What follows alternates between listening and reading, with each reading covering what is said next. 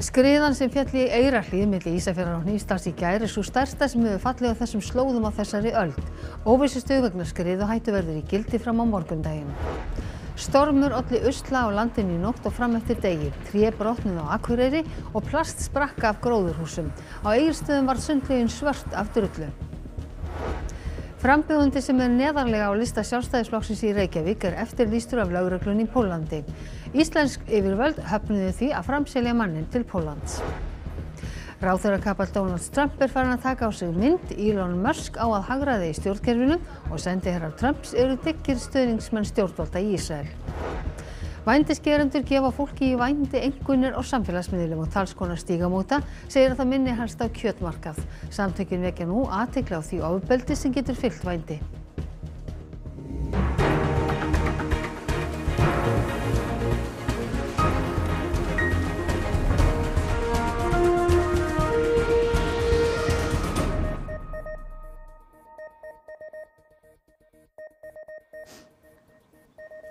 Komið þið sæl. Óvissustig er enn í gildi á Vestfjörðum vegna skriðuhættu. Skriðan sem féll á veginum Eyrarhlíð milli Ísafjarðar og Hnífsdals í gær er ein sú stærsta sem þar hefur fallið í áratugi. Það hefur dregið úr úrkomu en jarðvegur er enn mjög blautur. Skemmdir urðu víða á vegum á Vestfjörðum í gær og veginum Ísafjarðardjúp var lokað í gær vegna aurskriðu í Hestfirði en hann var opnaður að nýju í morgun. Búist er við rigningu aftur á morgun og þá gæti aftur þurft að grípa til lokana. Greta Sigríður Einarsdóttir fréttamaður það styttu upp í dag á Vestfjörðum en það er samt ennþá hætta á skriðum og grjóthruni. Ekki satt? Jú, það passar. Það er búið að vera rólegt í dag og það náðist að opna Djúpveginn og veginn hérna Hnífsdal allir vegir voru opnir en jarðvegurinn í hlíðunum hérna er samt ennþá mettaður af vatni og það stendur til að rigna meira í kvöld. Við töluðum við Magna Hrein Jónsson frá ofanflóðasviði Veðurstofunnar sem sagði okkur að flóðið hérna sem féll á Hnífsdalsveginn fyrir aftan mig hafi verið það stærsta sem féll á þessum slóðum á þessari öld. Það falla nú reglulega skriður hérna en á hvaða stærðargráðu eru þessar skriður sem féllu í gær? Já, þessar skriður eru allar fallið bara á þekktum skriðustöðum en þetta er svona með stærri skriðuhrinum hérna og allavega stærsta á þessari öld. Hvernig er útlitið fyrir áframhaldandi fyrir kvöldið og næstu daga? Já, það er spáð rigningu aftur í nótt og áfram á morgun þannig að þá eykst skriðuhætta aftur. Á hvaða svæði? Það er bara hérna á þessu sama svæði á Vestfjörðum, bæði sunnanverðum og norðanverðum Vestfjörðum. Og annað kvöld fer svo kólna og frystir á föstudaginn og fer í snjókomu og þá dregur aftur úr skriðuhættu. Nú það er ekki bara skriðuhætta, Greta Sigríður, það eru líka vandræði með vatn. Já, það passar. Í Bolungarvík var vatnið í vatnsbólinu drullugt og íbúar þurftu að sjóða neysluvatn í gær. Það lagaðist samt blessunarlega þegar að stytti upp. En á Flateyri hins vegar féll skriða í vatnsbólið og íbúar þar urðu alveg vatnslausir. Starfsfólk Ísafjarðarbæjar hafa keyrt vatn á tankbílum til Flateyrar og vinna að viðgerðum en flestir eru enn án nægilegs vatns. Við Jóhannes Jónsson tökumaður komum við á Gunnukaffi á Flateyri í dag. Þar er allt vatn á flöskum löngu orðið uppselt. Sódavatnið er að vera búið líka sko. Og nú er þetta þannig að maður er farin að tannbursta sig upp á sódavatni. Það er ekki mikið vatnsstreymi hjá þér á krananum með það? Nei, það er frekar lítið sko. Og hvað áhrif hefur þetta á ykkur hérna á starfsemina hérna á Gunnukaffi? Þetta hefur þau áhrif á starfsemina. Við getum ekki afgreitt mat út úr eldhúsinu. Við erum þó með hérna leikskóla, grunnskóla og lýðskóla og fleiri aðlaga í mat en við getum ekki afgreitt mat út úr eldhúsinu, við getum ekki þrifið. Það er lágmarksþrýstingur á vatninu hérna eins og við sjáum. Dugar þetta til einhvers? Þetta dugar ekki til neins fyrir utan að þetta er brúnt ennþá þannig að við getum ekki notað þetta vatn í neitt ennþá. Hvað er þetta búið að vera lengi svona?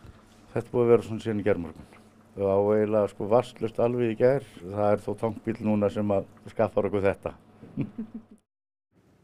Nú Greta Sigríður, það er spáð rigningu á morgun og óvissustig verður í gildi eitthvað fram á morgundaginn. Já, það passar og það stendur til að loka veginum hérna yfir í Hnífsdal í kvöld. Með mér er Ingvar Jakobsson, varðstjóri hjá lögreglunni og hann getur sagt okkur aðeins meira. Það er ennþá óvissu ástand í gildi, er það ekki? Já, það verður áfram óvissustig fram á föstudag allavega. Það var tekin ákvörðun það í dag út af sem sagt bara óstöðugu veðri næstu daga. og íbúum hérna sem bygg hvað næst hlíðinni, þau voru vöruð við því að sofa í herbergjum sem að snéru að hlíðinni, það ekki? Jú, það var Veðurstofan sem óskaði eftir því. Það var aðalega ef að það skildi koma aurflóð sem ekki mikla líkur á, að ef það skildi skvettast aur yfir varnarmannvirkin að þá gæti það farið í gegnum rúður og fólk orðið fyrir glerbrotum og kannski einhverjum aurslettum. Þannig að það hefur verið að reyna að lágmarka líkur á einhverju sem í rauninni fyrir mjög ólíklegt að gerist. Bara vera algjörlega tryggja hámarksöryggi og lágmarka líkur á nokkur tjóni. En það var ekki talin það mikið hætta á skriðum að það þyrfti að rýma? Nei, það var ekki talið. Segðu mér frá viðbragðinu sem verður með hérna í kvöld. Viðbragðið verður bara lokað, veginu verður lokað hérna á miðnætti og svo verður hann bara skoðaður í fyrramálið. Viðbragðið ekkert öðruvísi ef svo má segja, það bara vaktinn hér hjá lögreglunni verður á ferðinni í nótt eftir því sem þurfa þykir og svo bara taka menn púlsinn eftir því hvernig aðstæður verða og veðrið verður. Er allir viðbúnir? Já, við erum það. Við þökkum fyrir okkur hérna á Hnífsdalsvegi og Ísafirði. Takk fyrir okkur. Takk Greta, Sigríður og Jóhannes fyrir vestan. Við hefum ekki alveg hins vegar sagt skilið við veðrið því tré brotnuðu á Akureyri í nótt og talsverðar skemmdir urðu á gróðrarstöð Sólskóga í miklu hvassviðri. Moldrok lagðist yfir Austurland og sundlaugin á Egilsstöðum varð svört af jökulleir. Óvenju hvasst varð innan bæjar á Akureyri og skemmdir urðu á trjágróðri á nokkrum stöðum í bænum. Ljóst að stæðileg tré hafa látið undan ofsanum, kubbast niður og liggja eins og hráviði. Björgunarsveitir á öllu Norðurlandi sinntu fjölda útkalla í nótt og fram á daginn. Við Glerártorg losnuðu skilti af auglýsingaturni, voru tekinni niður í varúðarskyni og stóð turnin strípaður eftir. Í gróðrarstöð Sólskóga fyrir ofan bæinn urðu talsverðar skemmdir. Tjónið líklega 2 til 3 milljónir eftir að plast tættist af gróðurhúsunum. Það var eiginlega bara svolítið eins og eftir loftárás hérna sko. Við erum með mikið af plöntubökkum sem lágu hér út allt og hurðir farnar og plast farið og það var ekki skemmtilegt. En við vorum náttúrulega gerðum allt sem við gátum bara að festa allt en það bara dugði ekki til. Við kunnum þetta, við höfum áður skipt plast á húsi og þurfti að gera þetta þannig að við reynum bara eftir bestu getu að loka öllu til bráðabirgða eða eins og við getum því að það á síðan að koma hörku vetur hérna á föstudag og laugardag. Við getum ekki fengið snjókomu hér inn í húsin og 5 stiga frost eða 10 stiga frost þannig að við þurfum að reyna að loka þessu bara helst í dag. Á Austurlandi var líka hvasst og þar olli moldrok vandræðum. Ryk frá Sahara-eyðimörkinni náði að slengja sér alla leið til Íslands og bættist við fínan leirsand sem kom af hálendinu. Allavega var það svört drulla sem þakti botnin í sundlaug Egilsstaða í morgun. Þetta var bara vestanáttin sem lék okkur grátt inn í nótt. Við tökum náttúrulega mælingar hérna hverjum morgni og heilnæmi vatnsins bara í lagi, bæði pH-gildi og klórgildi þannig að við sjáum ekki ástæðu til að loka en við létum vita hérna inn á íbúðasíðunni í morgun hvernig ástandi væri. Og hvað þurfum við að taka til bragðs? Það bara ryksuga og reyna að koma þessu upp úr lauginni. En það mjög erfitt samt sem áður þegar þetta svo fínt ryk og það alls ekki búið rykið sem í loftinu þá. Frambjóðandi á lista Sjálfstæðisflokks í Reykjavíkurkjördæmi norður eftirlýstur af pólsku lögreglunni. Yfirvöld þar í landi hafa óskað eftir því að maðurinn verði framseldur til Póllands. Kristófer G. Kristínusson skipar 14. sæti á lista Sjálfstæðisflokksins í Reykjavíkurkjördæmi norður. Kristófer, sem hefur verið búsettur á Íslandi í áratugi, var áður skráður í þjóðskrá undir nafninu Krzysztof Gajowski, en undir því nafni hann eftirlýstur fyrir fjársvik af lögreglunni í bænum Gryfino í vesturhluta Póllands. Lögreglan í Póllandi staðfesti þetta í samtali fréttastofu og segir handtökuskipan í gildi. Yfirvöld í Póllandi óskuðu eftir því hann yrði framseldur til Póllands, en íslensk yfirvöld höfnuðu þeirri beiðni. Kristófer segir í samtalið fréttastofu að málið snúist fyrirtæki sem rak í Póllandi fyrir nærri 30 árum. Fyrirtækið hafi farið í þrot og úr því hafi komið til málaferla. Hann flutt úr landi áður en til refsingar kom og þess vegna sé málið enn óklárað í Póllandi. Hann vísa til þess að yfirvöld hér á landi hafi hafnað beiðni framsal og segist því líta svo á að hann sé saklaus maður samkvæmt íslenskum lögum. Samkvæmt upplýsingum frá Sjálfstæðisflokknum var Kristófer boðið sæti á framboðslista og var flokknum ekki kunnugt að hann væri eftirlýstur í Pólandi. Landskjörstjórn kannar ekki kjörgengi frambjóðenda þegar framboðslistar eru samþykktir. Kjörbréfanefnd Alþingis úrskurðar þessi mál eftir kosningar og áður en fólk tekur formlega sæti á þingi. Kristófer hins vegar það neðarlega á lista að telja má að það sé afar ólíklegt að á það reyni. Ríkislögreglustjóri hyggst skoða meinta háttsemi erlends fyrirtækis sem talið hafa verið ráðið til þess að afla gagna fyrrverandi þingmann Sjálfstæðisflokksins. Embætti ríkislögreglustjóra ákvað á fundi sínum í dag að kanna málsatvik varða meinta háttsemi erlends fyrirtækis eins og það orðað í skriflegu svari til Fréttastofu. Þar væntanlega átt við njósnafyrirtækið Black Cube sem talið að hafi aflað gagna Jón Gunnarsson. Embættið mun hins vegar ekki hefja rannsókn því lögum samkvæmt rannsakar ríkislögreglustjóri aðeins brot varða landráð og brot gegn stjórnskipan ríkisins og ekkert sem bendir til þess að slík brot hafi verið framin. Ríkislögreglustjóri sé hins vegar í þessu að nýta sér ákveðnar heimildir til þess að afla upplýsinga í afbrotavarnarskyni. Heimildin hefur fjallað ítarlega mál Jóns og leyniupptökur þar sem sonur hans fullyrðir að Jón hafi samþykkt að taka 5. sæti á lista Sjálfstæðisflokksins í skiptum fyrir stöðu innan matvælaráðuneytisins í þeim tilgangi að veita Hvali hf. Veiðileyfi. Bjarni Benediktsson sagði í gær að Jón muni ekki koma nálægt afgreiðslu veiðileyfa. Það hefur legið fyrir nokkurn skeið. Það er auðvitað mjög þröngur tímarammi sem við erum að tala hérna. Heimildin greindi síðan frá því í dag að Bjarni hafi tilkynnt ráðuneytisstjóra í matvælaráðuneytinu að Jón ætti ekki að koma að meðferð hvalveiðiumsókna sama dag og umræddar upptökur fóru í dreifingu og haft eftir Bjarna að þetta hafi verið gert til þess að koma í veg fyrir óþarfa tortryggni. Bjarni hefur hafnað því að hafa gert samkomulag við Jón. Jón hefur kallað eftir því að lögregla hefji frumkvæðisrannsókn á málinu. Samkvæmt upplýsingum Fréttastofu hefur það ekki verið gert, en Gunnar Bergmann, sonur Jóns, segir í samtali við Fréttastofu að ríkislögreglustjóri hafi óskað eftir fundi með honum til að heyra hans hlið. Þrátt fyrir allt fór vel á með fráfarandi og verðandi forseta Bandaríkjanna sem hittust í Hvíta húsinu í dag. Þar á bæ gömul hefð að forseti hitti arftaka sinn og fari yfir valdaskiptin. Donald Trump vildi þó ekki taka þátt í slíku fyrir 4 árum. Biden óskaði honum til hamingju með sigur í forsetakosningunum í síðustu viku og sagðist hlakka til hnökralausra valdaskipta í janúar. Thank you very much, and politics is tough and it's many cases not a very nice world, but it is a nice world today and I appreciate it very much. A transition that's so smooth, it'll be as smooth as it can get, and I very much appreciate that, Jim. You're welcome. Ráðherrakapall Trumps farin að taka á sig mynd. Sendiherrar sem styðja Ísrael, frumkvöðlar sem stýra hagræðingaraðgerðum og ráðherrar sem tala fyrir hertu landamæraeftirliti verða í starfsliði nýs forseta í Bandaríkjunum.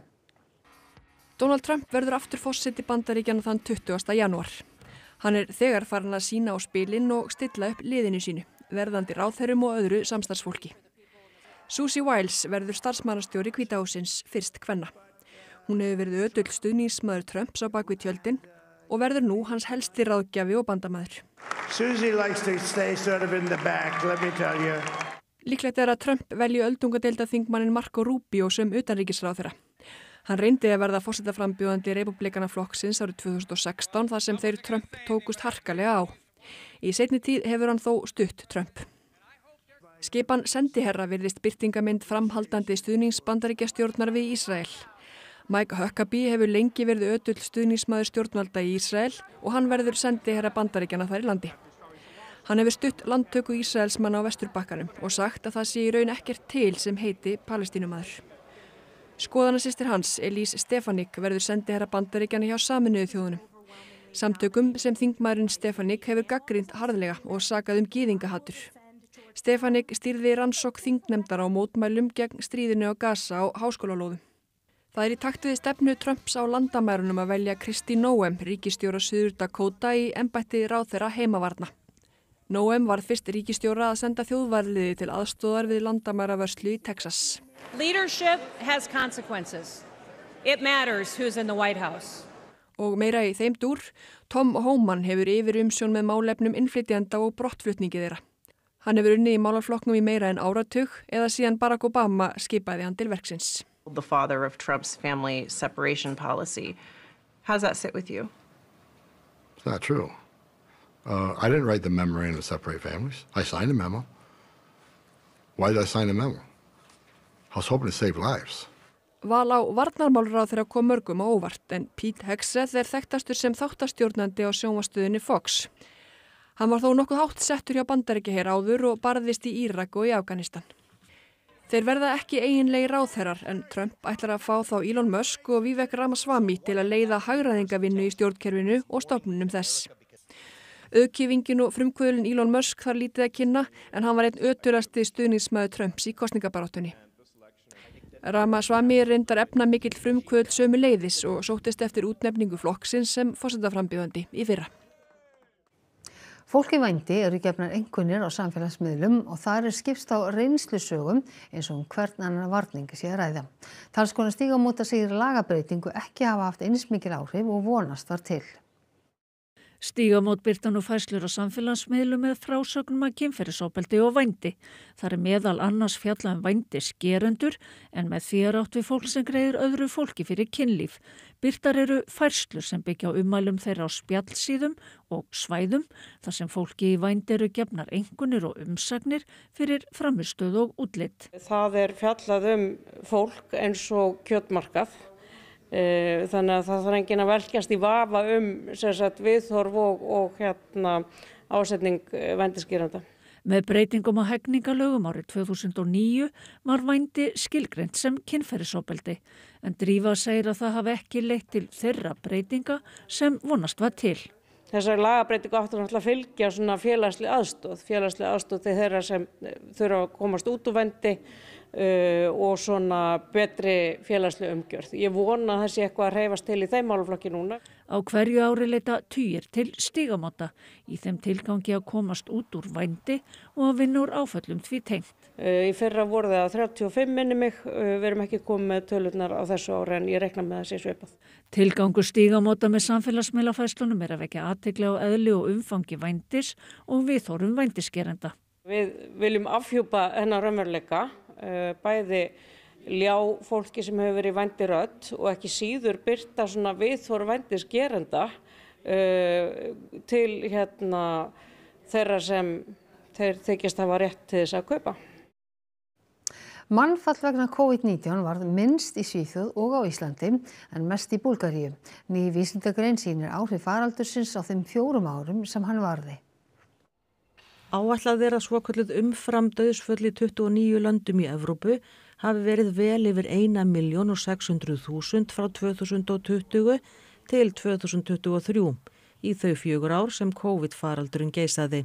Þetta kemur fram í læknavísindatímaritinu Lancet. Þetta eru þau dauðsföll sem voru umfram þau sem almennt er gert ráð fyrir í hverju landi og teljast afleiðing af COVID-faraldri. Já, það er áhugavert að taka allt tímabilið en ekki bara fyrsta árið eða fyrstu 2 árin að sjá þetta í heild. Fæst dauðsföll urðu hlutfallslega í Svíþjóð og á Íslandi en flest í Búlgaríu þegar tekið er tillit til fólksfjölda og aldurssamsetningar þjóðana. Dauðsföll á hverja 10.000 íbúa urðu 2 á Íslandi og Svíþjóð en í Búlgaríu dóu 25 og næst flestir í Litáen eða 20 á hverja 10.000 íbúa. Meðaltalið fyrir löndin voru rúmlega 7 dauðsföll á hverja 10.000. Misstrangar takmarkanir stjórnvalda þykja hvorki skýra umfram dauðsföllin né þéttbýli landana. Fátækt og ójöfnuður í þjóðfélagin hafði tengsl við andlát og líka að þar sem var hærri verg landsframleiðsla á mann og þar sem meira fjármagnir veitt til heilbrigðismála og þar sem bólusetningar þekja var meiri, að þar voru færri andlát. Það er líka í þessari grein áhugavert að sjá, sem við svo sem vissum, að aðgerðnar hér voru ekkert harðari en annars staðar alls ekki. Stjórnmálaflokkurinn Ábyrg framtíð vill að læknum verði heimilt að ávísa lyfinu Ivermectin gegn fleiri sjúkdómum en nú er leyft. En fremur að læknar fái sjálfstæði til að ávísa öllum þeim lyfjum sem þeir telji að gagnist sjúklingum. Jóhannes Loftsson er formaður Ábyrgrar framtíðar og hann er gestur í forystusætinu í kvöld. Hann vill að farið verði í uppgjör á aðgerðum stjórnvalda í COVID-faraldrinum. Þetta gríðarlega mikilvægt málefni og þetta hefur haft gríðarlega áhrif á allt samfélagið í heild sinni og það gríðarlega mikilvægt að horfa tilbaka áður við höldum áfram, eða við höldum alltaf áfram, en bara til þess að læra fortíðinu svo við endurtekum ekki sem mistök. Og það fullt af fólki enn í sárum eftir þennan tíma og við viljum í leiðinni draga það upp á yfirborðið svo að tekið sér á þeirra málum sem allra fyrst. Í Kastljósi í kvöld verður farið yfir stöðuna í málefnum innflytjenda og hælisleitenda. Það verður líka stiklað á stóru yfir þau málefni sem brenna á kjósendum í Norðausturkjördæmi og það verður rætt við Leyni Rún, einn af leiðtogum Pírata. En þá það loksins veðrið sem allt snýst um. Á morgun varað við snörpum vindhviðum við fjöll á norðvestur og norðausturlandi. Vindur verður úr suðvestri víðast 13 til 20 metrar. Lengst af verður þurrt á norður- og austurlandi en annars rigning eða súld. Hiti verður á bilinu 8 til 15 stig en það kólnar vestan til annað kvöld. Kristín Hermannsdóttir veðurfræðingur, hún fer nánar yfir horfur næstu daga að loknum íþróttafréttum sem Almar Ormarsson sér í kvöld. Arnar Pétursson, þjálfari íslenska kvennalandsliðsins í handbolta, opinberaði í dag leikmannahópinn sem fer á Evrópumótið undir lok mánaðar. Engin Sandra Erlingsdóttir í hópnum en Rut Jónsdóttir mætt á ný. Keppt á heimsmeistaramótinu í kraftliftingu með búnaði í Njarðvík þessar mundir. Í dag keppti fyrsti Íslendingurinn af 7 og bætti hann persónuleg met í 2 greinum. Og einum leik lokið í efstu deild kvenna í handbolta þar sem Valur fékk IBVF í heimsókn. Og þessu næst ætlum við að rifja upp helstu atriði þessa fréttatíma. Skriðan sem féll í Eyrarhlíð milli Ísafjarðar og Hnífsdals í gær sú stærsta sem hefur fallið á þessum slóðum á þessari öld. Óvissustig vegna skriðuhættu verður í gildi fram á morgundaginn. Stormur olli usla á landinu í nótt og fram eftir degi, tré brotnuðu á Akureyri og plast sprakk af gróðurhúsum. Á Egilsstöðum varð sundlaugin svört af drullu. Frambjóðandi sem neðarlega á lista Sjálfstæðisflokksins í Reykjavík eftirlýstur af lögreglunni í Póllandi.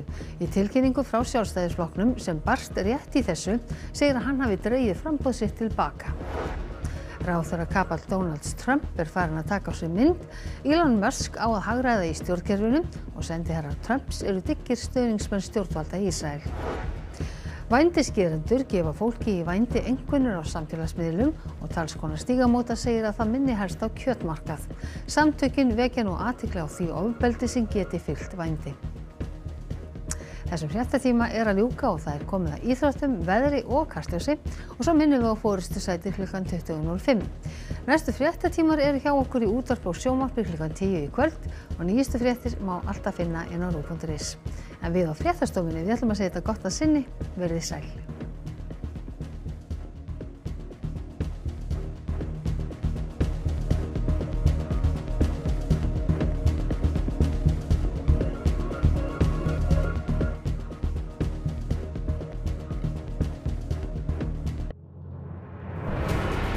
Heil og sæl og velkomin í hraðfréttir. Íslendingar ganga að kosningum þann 30. nóvember næstkomandi. Já, þetta enga puntkosningar núna eins og í vor. Heldur núna það þjóðin að velja hvaða flokkar eigi að sitja að valdinu og mergsjúga skattgreiðslur almennings með innantóm loforð að bæta hag og heilsu þjóðarinnar í enn eitt helvítis skiptið. Hraðfréttir X24 alþingiskosningar fyrri hluti, laugardag á RÚV. Já, fyrir mig sjálfan eftirminnilegt. Að segja frá því í sjónvarpi? Nei. Ekki við hæfi? Nei. Landinn, sunnudag á RÚV. Út frá okkar reikningum þá munum detta Evrópumegin eftir 300 til 450 ár. Mick Jagger, I love you. Svo stendur hérna Ingunn og Gummi. Þá myndum við bara heyra kss, kss, kss, en við viljum heyra kss, kss.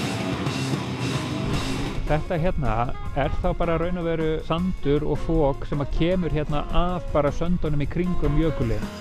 Landinn, sunnudag á RÚV. Á RÚV í kvöld. Alþingiskosningar 2024 forystusætið. Formenn stjórnmálaflokkana sitja fyrir svörum störf sín og stefnumál. Ég verði að segja, bara kurteislega, höfðaði ekki til mín. Nei. Það eins og ef þið farið að segja mér frá klósettferðum ykkar, ég myndi segja, nei, bara ekki, ég hef ekki áhuga. Kiljan, þáttur sem löngu orðinn ómissandi í bókmenntaumræðinni í landinu. Egill Helgason og bókelskir félagar hans fjalla sem fyrr forvitnilegar bækur af ýmsum toga og úr öllum áttum. hálft herbergi og eldhús. Sænski grínistinn Keió og þríburarnir sjá tækifæri í litlum rýmum og